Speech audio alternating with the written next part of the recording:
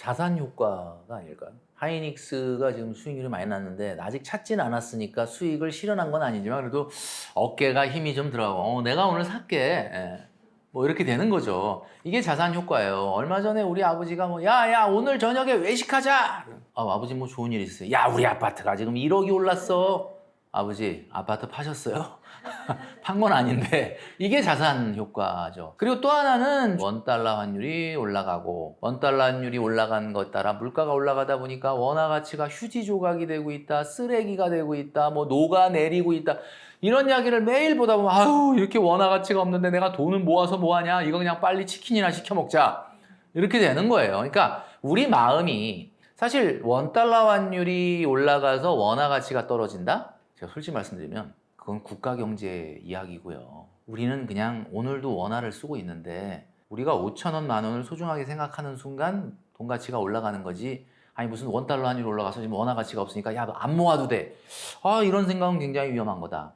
과소비가 다시 지금 스물스물 올라오는 이유는 뭔가 어떻게 보면은 제가 말씀드렸던 자산 효과도 있고 투자 효과도 있고 그 다음에 돈에 대한 가치를 좀 경시하는 문화. 아유, 그 돈 뭐 얼마나 된다 그래. 이런 어떤 문화. 이런 것들이 있어서 좀 과소비가 커진 것 같아요. 과거처럼 명품을 사거나 이런 과소비가 아니라 그냥 뭐 주말인데 그냥 치킨에 맥주에 그냥 뭐 이 정도 먹을 수 있는 거 아니야? 아침에 그냥 아무 생각 없이 그냥 브랜드 커피. 옐로우 브랜드도 아닌 그 비싼 4,000원, 5,000원짜리를 그냥 테이크아웃해서 뭐 이거 이 정도 먹어도 되는 거 아니야? 그 다음에 뭐 가까운 거리인데 그냥 택시 타고 가자. 이런 것들이 모이면서 사실은 돈에 대한 태도가 무너지는 거죠. 이게 제가 좀 전에 말씀드렸잖아요. 나한테 돈에 있어서 면제부를 주면 그 사람은 끝난 겁니다. 내가 예를 들어서 아이 기본 요금 나와 괜찮아. 돈 때문에 제가 이러는 게 아니라 나한테 면제부를 줬다. 끝난 거 아니에요? 돈에 대한 태도가 무너진다는 거죠. 내가 지금 버는 소득은 다 내 거가 아니다. 공금의식이 필요하다. 이런 말씀을 제가 지난번에 드렸는데 공금의식이라는 게 뭐냐면 우리가 소득이라는 게 영원하지 않잖아요. 진짜 운 좋은 사람이 한 월급 300분 받으면 끝나잖아. 나 지금 5년 근무했는데 그럼 60번 받았잖아. 그러면 얼마 남는 거예요? 260번 남는 거죠. 260번이면 이번 달에 받으면 259번 남는 거예요. 그러면 내가 받는 소득 중에 절반은 내 거가 아닌 거예요. 그럼 누구 거냐? 미래에 나한테 줘야 될 돈이죠. 그걸 넘어서는 소비를 한다는 거는 내가 나한테 마이너스 통장 파서 쓰고 있는 거죠. 그래서 요즘 우리가 이런 말 많이 하잖아요. 귀신 씨나락 까먹는다라는 얘기하는데 이 씨나락이라는 게 충청도와 전라도에서 쓰는 방언인데 표준어는 벽시입니다. 벽시는 내년에 심어야 될 종자를 이야기하는 거죠. 그러면 귀신 씨나락 까먹는다는 게 무슨 말이냐? 욕이에요, 욕. 내년에 심어야 될 종자도 먹고 앉아있네. 이런 뜻이죠. 이게 엄청난 욕이네. 너의 미래를 갉아먹고 있구나. 라는 욕이죠. 과소비라는 건 뭐 대단한 이상한 소비를 한 게 과소비가 아니라 그냥 생활에 녹아 있는데 내가 돈 쓰다 보니까 야 내가 이 정도도 못 써? 여러분 소득이 지금 경제활동이 10년이 안 됐는데 40%도 못 모으고 있다. 그게 과소비예요.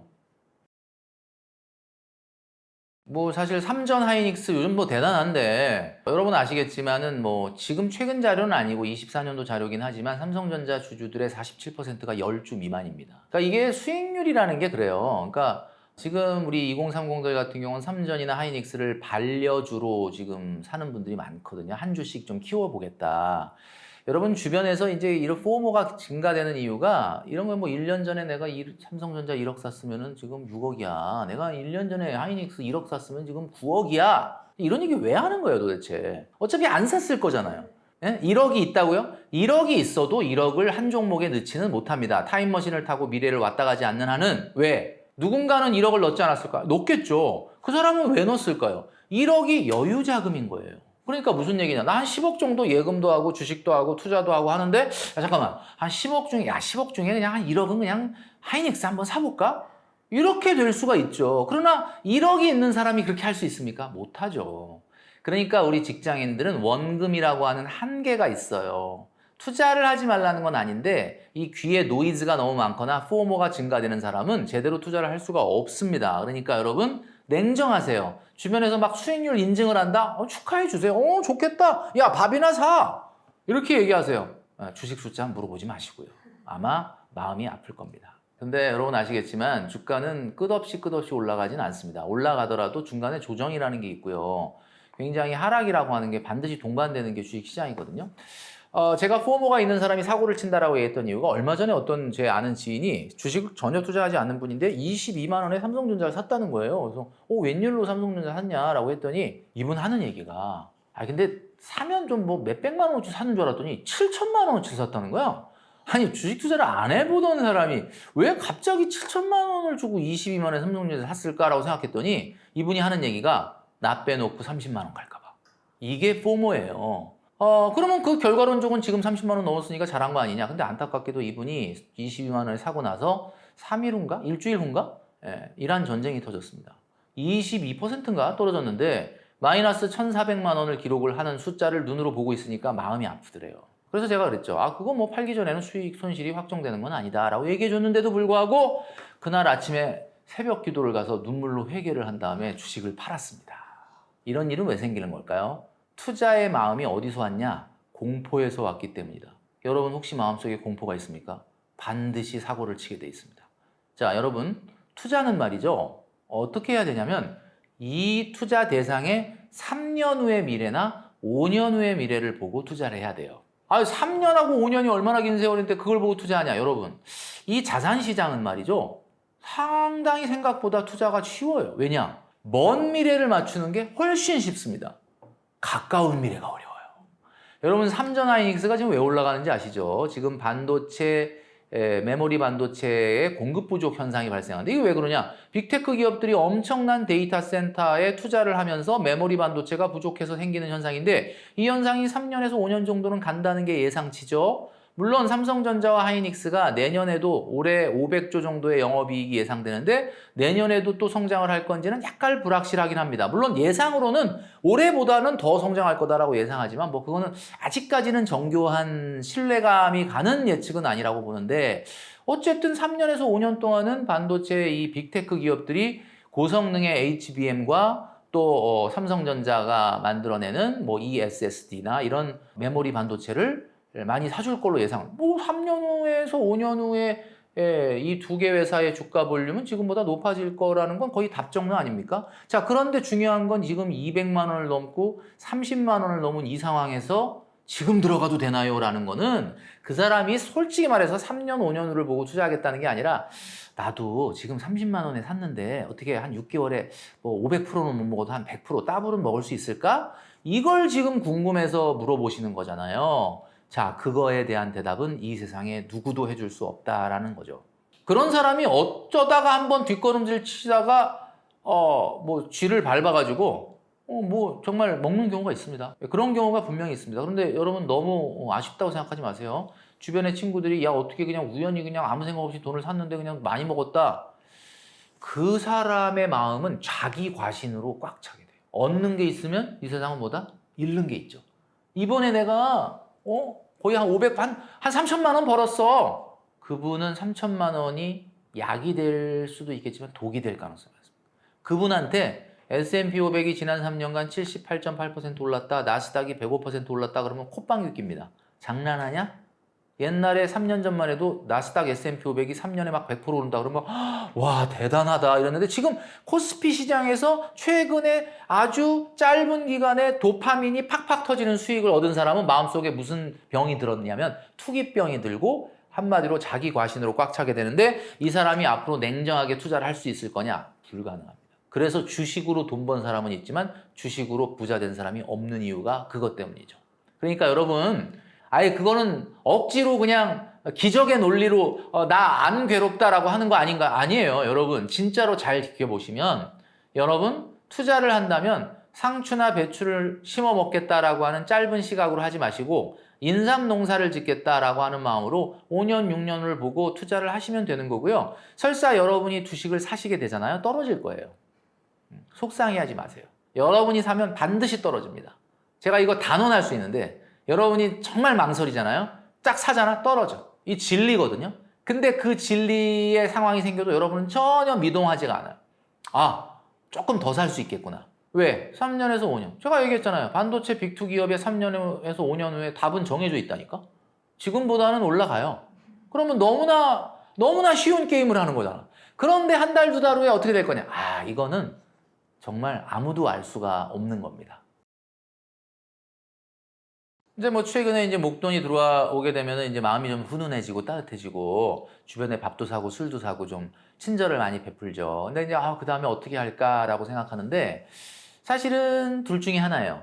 리스크 리턴 트레이드 오프라는 말이 있죠. 리스크하고 리턴은 교환된다. 리스크를 많이 테이크한 사람이 리턴이 크다. 자, 3년 전에 나스닥에 투자해서 지금 3년이 지났다면 105%가 올랐다 그랬잖아요. 105%면 결국 더블 됐다는 거거든요. 근데 그거 목돈으로 넣은 사람이 더블 된 거예요. 적립식으로 넣으면 더블 됩니까? 안 됩니까? 안 되죠. 반도 안 돼요. 그러니까 적립식으로 넣은 사람은 뭐가 무서워서 적립식으로 넣은 거죠? 내가 이게 좀 괜히 한꺼번에 왕창 샀다 떨어지면 무서워가지고 적립식으로 넣은 거예요. 리스크를 테이크를 많이 안 했죠. 그러니까 수익이 적은 거고 그 다음에 왕창 넣은 사람은 와 얼마나 쫄렸을까? 3년 전에 목돈을 갖다가 퇴직금을 갖다가 성과급을 갖다가 나스닥에 넣었다. 근데 그 사람은 왜 많이 먹었냐? 리스크를 많이 테이크했으니까. 그러니까 지금 퇴직금, 성과급, 큰 목돈이 생겼을 때 사람들이 가장 많이 하는 실수는 뭐냐? 자기의 생각과 다른 투자를 하는 거죠. 나는 리스크 무섭지 않아. 리스크 러버야. 뭐 아니면 도다. 이런 사람은 목돈으로 넣어도 돼요. 근데 이런 사람이 왜 적립식으로 하고 있지? 이렇게 자기의 성향과 반대되는 투자를 하지 않으면 되는 거예요.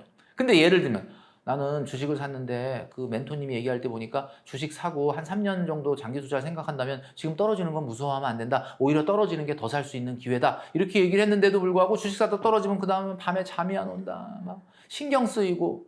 그러면 그분은 리스크 러버가 아니라 반대로 어떻게 보면은 세이프티 러버죠. 굉장히 안정지향형이죠. 이런 사람은 어떻게 해야 돼? 그러면 그 사람은 적립식으로 해야지. 그러니까 목돈이 생겼다. 어떻게 할까요? 내가 누군지를 잘 생각. 나 리스크 러버야. 그러면 목돈을 넣으세요. 적립식으로 하지 마시고. 나는 안정지향형이다. 적립식으로 하세요, 제발. 이렇게 실수라는 것은 자기의 성향과 다르게 투자하면 실수가 되는 겁니다. 제가 말씀드리지만 부동산도 오르고 주식도 올라요. 자본주의는 어쩔 수가 없는 게 자산 숫자가 빨리 늘어나겠습니까? 아니면 돈 숫자가 빨리 늘어나겠습니까? 아니 돈 숫자가 빨리 늘어나요. 돈이 더 많이 커지겠어요? 예를 들면 금이다. 금도 계속 캐긴 하죠. 그렇지만 금의 숫자가 빨리 늘어나요? 돈의 숫자가 빨리 늘어나요? 아파트 숫자가 빨리 늘어나요? 돈의 숫자가 빨리 늘어나요? 주식 숫자는 오히려 줄어들지 않나? 이제 자사주 소각도 하는데. 그러니까 여러분 분명한 건 자산 가격이 올라갑니다. 근데 문제는 주식은 굉장히 탄력적이야. 막 탱탱볼이야. 진짜. 근데 거기서 탱탱볼로 팅 올라갔을 때 돈을 많이 벌었다? 조금 탱탱볼 아닌 부동산으로 옮기는 거. 대단히 좋은 거죠. 왜냐하면 부동산은 주식만큼 그렇게 빠르게 올라가지는 못할 수도 있어요. 그렇지만 나름대로 어떤 게 되죠? 인플레이션 방어가 되고 변동성이 상대적으로 적죠. 그러니까 여기서 돈 벌었다 그러면 부동산으로 해서 조금 그걸 좀 안정화하는. 그러니까 우리가 수익이라는 것도 많이 벌었으면요. 욕심부리지 말고 어느 정도는 현금화하는 노력도 필요해요. 그냥 뭐 끝까지 뭐 내가 워렌 버핏이야? 내가 뭐 버크셔 해서웨이를 가지고 있다. 그럼 나도 안 팔겠다. 버크셔 해서웨이가 자산이 얼마나 수백조잖아, 수백조. 그럼 뭐 나 같아도 안 팔지, 주식을. 근데 문제는 그건 아니잖아요. 그러니까 적당히 수익을 실현하는 것도 필요하고 돈을 벌어서 부동산과 같은 변동성이 상대적으로 낮은 자산으로 옮겨 타는 것도 난 나쁘지 않다라고 봅니다. 가장 먼저 해야 될 일, 일단은 입출금 통장에서 돈을 빼서 일단은 묶이는 통장으로 옮겨 놓으세요. 왜냐? 생각을 한 다음에 투자를 해야지 기분 내키는 대로 입출금 통장에 둬갖고 야금야금 뽑아 쓰든가 여기다 넣었다 저기다 넣었다 하고 나중에 아차! 그걸 내가 생각 못했지 이렇게 하면 안 돼요. 이 목돈이라고 하는 큰 돈이 움직이기 전에는 항상 커다란 빅피처가 있어야 됩니다. 그래서 당분간은 내가 마음대로 입출금 통장이 아닌 그런 통장에다가 넣어놓고 좀 생각을 진지하게 해보실 필요가 있다라는 생각이 듭니다. 내가 이 돈을 언제 쓰느냐에 따라서 달라지는 거잖아요. 예를 들면은 나는 이거 10년, 15년 후에 노후에 쓸 거야 라고 한다면 투자를 하는 게 맞겠죠. 근데 이게 나 지금 1년 후에 집을 살 수도 있고 이사를 갈 수도 있고 전세금을 올려줄 수도 있고 이런 일 같은 경우는 투자 비중을 낮추는 게 좋겠죠. 왜 제가 말씀드렸잖아요. 짧은 미래는 자산시장에서 오히려 맞추기가 어렵다. 그러니까 짧은 미래, 그러니까 예를 들면 이런 거예요. 개인연금저축펀드나 IRP처럼 한 55세 이후에 타겠다라는 거는 주식을 해도 돼요. 근데 내년에 결혼자금 3전 사도 될까요? 1년밖에 안 남았는데? 이런 거는 뭐 굳이 100%막 종목에 투자 이건 아니겠죠. 근데 이거 사람들은 반대로 하고 있어. 노후에 써야 될 돈은 금리형으로 하고 앉아 있고, 그다음에 지금 뭐 하반기에 등록금 내야 될 돈으로 지금 주식 종목으로 투자하고 이러면 안 되는 거죠. 그동안에 억눌렸던 소비의 욕구가 한꺼번에 분출하는데 나는 정말 여태까지 아껴 썼던 분이라면 한번 분출해도 된다고 봅니다. 진짜. 근데 한 번이어야 돼요. 그게 습관이 되면 안 되겠죠? 그 여러분 아시겠지만 내가 열심히 돈 모은 돈이 아니 우리가 제가 절제해라, 아껴라, 미래를 대비해라 라는 거는 안 쓰자는 게 아니라 진짜 필요할 때 쓰려고 하는 거예요. 우리가 뭐 보통 구질구질하게 왜 그래? 여러분 구질구질한 건 젊은 날 티셔츠에 찢어진 청바지 입고 다니면서 그냥 돈 아끼는 거 그건 구질구질한 게 아니에요.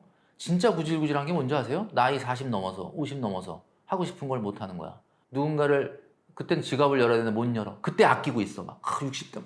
아우 진짜 그게 구질구질한 거야. 나이 60 먹었으면은 자녀나 가족이나 후배들에게 지갑을 열고 사줘야지. 그게 지금 요즘 돈이 어디 있냐? 그게 구질구질한 거예요. 여러분. 그러니까 한 번 정도는 목돈을 가지고 뭐 기분 내는 거 좋다. 그러나 여러분 잘 정하고 하시기를 바랍니다.